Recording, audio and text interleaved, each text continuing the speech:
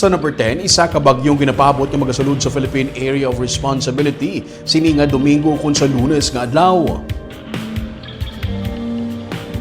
Mainit ang panahon subong tubtob Sabado kay naghinay ang habagat kag ang bagyo nga neneng ang isa na naka LPA kag nakagwa na sa PAR. Pero posible ang pag-ulan ilabi na kun hapon kag kun gabi samtang may isa pagid ka LPA sa subong yara sa gwa sang PAR sa east sang northeastern Mindanao. Subong may medium ini nga tsansa nga mangit isa ka bagyo pero gina-forecast nga ini magsulod sa PAR. Mayara pagid subong sang isa ka bagyo nga may international name nga Saudel. Yara ini sa gwa sang PAR kag ginapaabot nga sa Domingo o kung Lunes nga adlaw mahimo ini magsulod sa PAR. Pabaskogon siniliwat ang habagat nga amo ang magadala sang mabunok nga ulan kag posible pagbaha.